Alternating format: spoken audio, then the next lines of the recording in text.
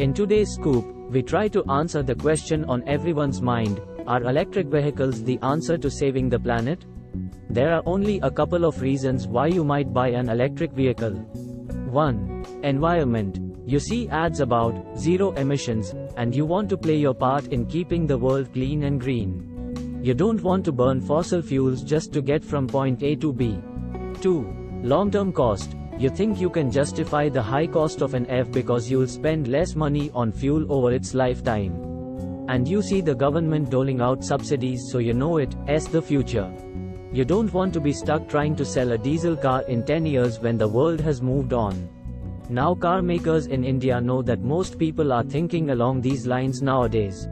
So they're cutting back on the number of petrol and diesel powered models, or what's known as the internal combustion engine, ICE. In 2018, they sold 168 such models. But that has now fallen to just 136. On the other hand, they've stepped up the EV game. The EV models have jumped from just 3 to 18 during this same period. But what if we told you that there's a small problem with EVs in their current state? They aren't the best. Not for the environment. Not for your pocket. If you're shocked, then we suggest that you take it up with the folks at the Indian Institute of Technology, Kanpur. Because their researchers crunched the numbers, ran a lot of permutations and combinations, and finally said, guess what? The future should be hybrid. Not electric. Yup, it seems like cars that have an electric battery but also come fitted with an internal combustion engine, ICE, that uses fossil fuels are simply better. For the environment and for your pocket. At least from an Indian context. And what did they find, you ask? So they ran some simulations assuming that the cars have a life of 10 years. And that they run for 20,000 kilometers a year. They then calculated the emissions through the entire life cycle, or what's known as cradle to grave, which means right from production to maintenance and then recycling. And the numbers speak for themselves. The EV emits 187 grams of carbon dioxide per kilometer of use, GCOEQ, per kilometer. The hybrid is at 167 GCOEQ, per kilometer. The regular petrol car emits 244 GCOEQ, per kilometer. And if you're wondering which cars were used in this analysis, it's the petrol and electric variants of the Tata Nexon and the Maruti Suzuki's hybrid Grand Vitara.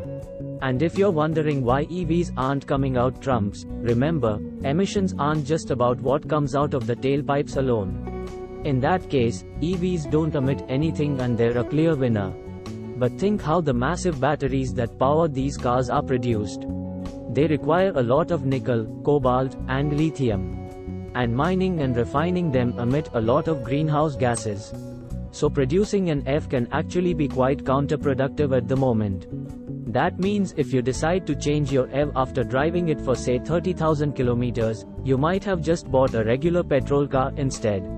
Another big factor over the lifetime is the electricity needed for charging EVs. In India, we're still quite heavily reliant on thermal power for our needs. 80% of it comes from burning coal. So each time you juice up your EV, you burn a little bit more coal, giving way to increased CO2 emissions. Hybrids like the Grand Vitara, on the other hand, use a much smaller battery. That means it needs fewer scarce metals. And in the end, the emissions from mining and processing also drop. And it doesn't even need to be plugged into a power source to charge, because the battery is also charged whenever the car's brakes are applied. And by using a combination of the electric battery and the regular engine, it can help boost the mileage. Not to forget that India has increasingly been adding ethanol, derived from sugarcane, into its fuel. And as per the paper, this blended fuel succeeds in bringing down the emissions by quite a bit too. So yeah, hybrids simply seem to be better for the environment right now. Oh, and the cost aspect? Now there are quite a few things to consider here. The initial price of the car, the annual maintenance charges, the fuel or electricity cost for running it, you get the drift. But there are two scenarios to consider. In the first case, we have to deal with the subsidies that the government has been doling out for EVs. Naturally, this is an added boost just to make the pricing more palatable. So once you consider this and the non-existent fuel costs, You'd think that over a 10-year period running 20,000 kilometers a year, the EV would win, right? Not quite. It seems that the total cost of ownership, TCO, per kilometer is around 13 rupees for both an electric and a petrol-powered vehicle. Whereas it's 14 rupees for the hybrid version. But what if the government chooses to give hybrids a similar incentive after seeing the impact on emissions? Well, then the hybrid emerges as the clear winner. Its TCO falls to just Rupee 11 per kilometer. That's quite something, isn't it? Anyway, bear in mind that no analysis is going to be perfect. We might suddenly unearth those rare metals and be able to mine them more efficiently. We might see a complete overhaul of our energy mix, and we might generate more electricity using wind or solar. All this might cut costs drastically. On the other hand, the price of petrol might shoot up significantly, and these calculations may not pan out exactly as the researchers envisioned. But at least as of now, the research paper suggests that hybrids are the winner in the battle to cut emissions. And if you convince people of the lower ownership costs, it could accelerate its demand too. So will this paper shake up the established order? We don't know. But it'll be quite interesting to see what happens, because currently hybrid vehicles are treated as the stepchild of the automotive industry. Just look at how we are taxing hybrid vehicles. EVs are taxed at 5%, whereas large hybrids attract 43% GST. That alone could dissuade people from buying these vehicles. And maybe that's why only 4% of all cars sold in India in FY22 were hybrids. But the voices in support of hybrids are growing.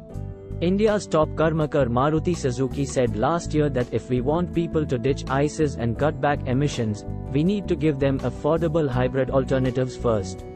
And now we have one of the top engineering schools in India pitching for hybrids too. So will the government listen? Well, we will just have to wait and watch. If you like the today's scoop, please like it, share it with your friends and subscribe the channel for latest top stories.